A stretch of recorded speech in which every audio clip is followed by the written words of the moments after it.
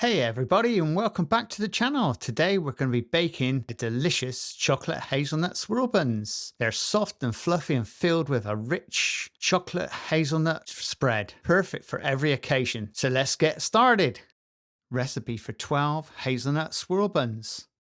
So we'll start off today by adding all our dry ingredients into the machine bowl. Then we're going to start the machine up and let it mix round for around about 1 minute. This is just to mix it in all the ingredients. Now we're going to add in our liquids and also a squirt of lemon juice.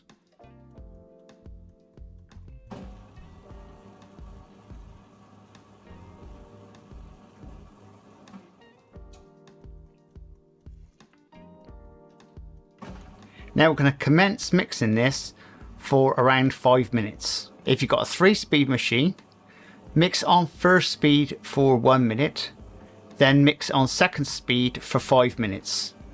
Then scrape down the dough in the bowl and once again carry on mixing on second speed for 5 minutes.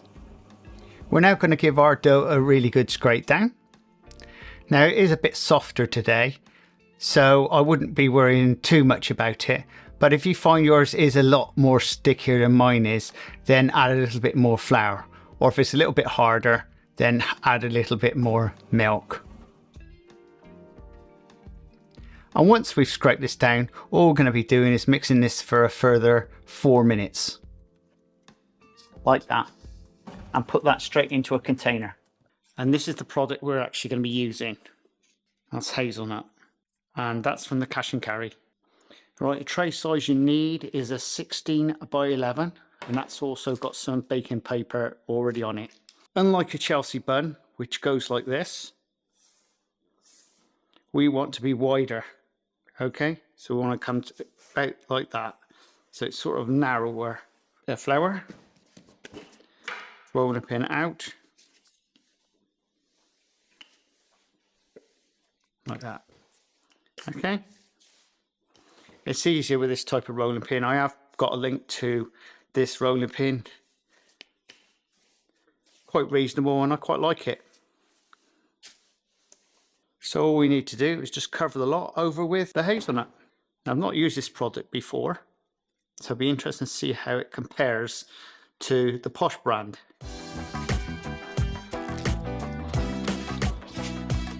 Yeah, make sure you go up to the edges there. So we just start by holding this over like this, and once again just keep folding it over.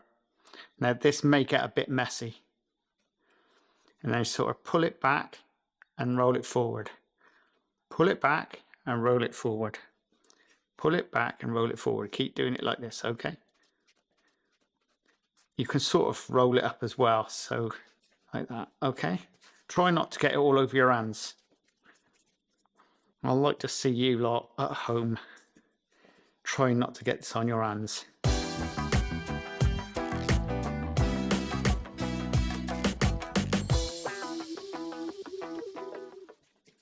So I've got a set of wheels.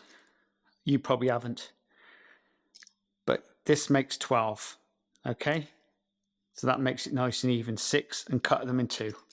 One important thing, just wash the top over there with some butter. Okay? This just stops them from sticking together. Right, and just cut them up. Like that. And then put them on the tray. Like that. And what to do is just push them down a little bit. It just keeps them nice and square when they come up.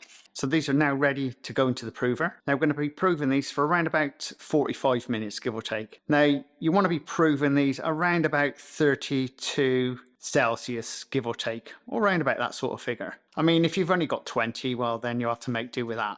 We'll get them straight into the prover. Our chocolate swirls are ready. We're going to get them straight into the oven. The oven temperature is around about 400 Fahrenheit, which is around about 200 Celsius. Right, we'll get them straight into the oven. And the chocolate swirls are going to bake in the oven for around about 15 minutes, give or take. And now they're out of the oven. All we need to do is wash those over with a bone wash. It's syrup and water.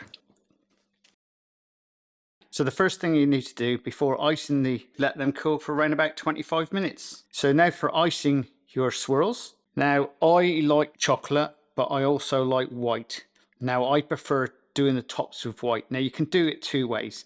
Now don't forget to warm up your fondant, or if you want to, you can just use icing sugar and water. So you do want it fairly runny, like that. And there's two ways of doing it really.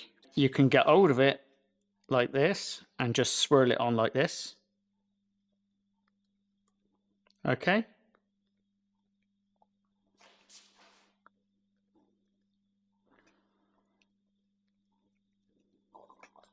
So easy to do, isn't it? And if you like that, or alternatively, just get hold of your palette knife and just put it over the top like this. So really, the choice is yours. So there you go. These are almost like an iced Chelsea, but with chocolate in there. And then this is more like a Danish pastry finish. I mean, the choice is yours how you want to finish them off, really.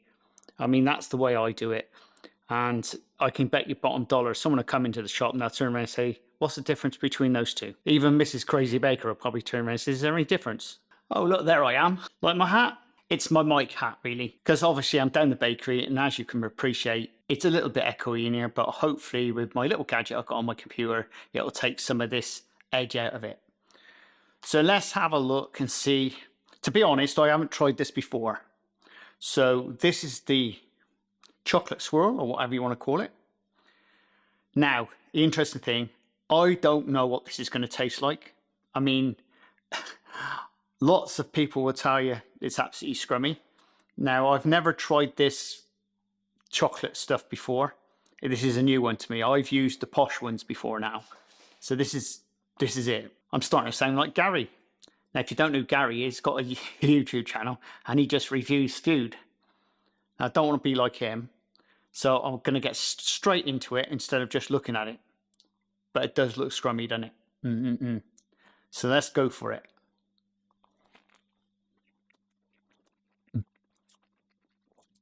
Oh, that's lush.